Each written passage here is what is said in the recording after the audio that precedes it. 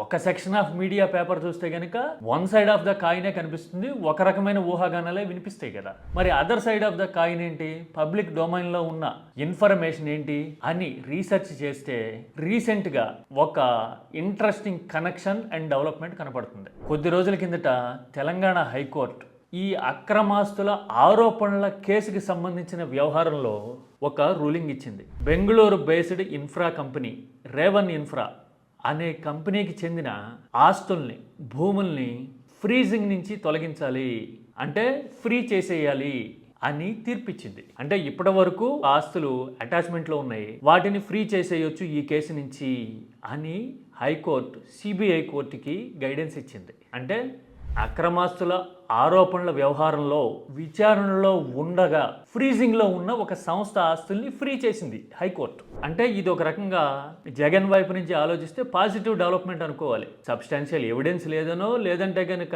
విచారణకి సంబంధించి ప్రభావితం అయ్యే విషయాలు కాదు ఇవన్నీ అని అనుకుందో కానీ ఆ సంస్థ ఆస్తుల్ని రిలీజ్ చేయమంటాన్ని ఈ మధ్యన చూసాం. అంటే మీడియాలో కనిపిస్తున్న ఊహాగానాలు వేరు, టెక్నికల్గా జరుగుతున్న పరిణామాలు వేరేమో అని ఈ ఒక్క డెవలప్మెంట్ చూస్తే అర్థమవుతుంది. మరి ఇలాంటి బ్యాక్గ్రౌండ్ అంతా దృష్టిలో పెట్టుకుని ఆలోచిస్తే కనుక జగన్ కోర్టు విచారణకి హాజరు కావడం అనేది ఒక రెగ్యులర్ ప్రొసీడింగ్స్లో భాగం, ఒక రెగ్యులర్ డెవలప్మెంట్ అని అర్థమై తీరుతుంది.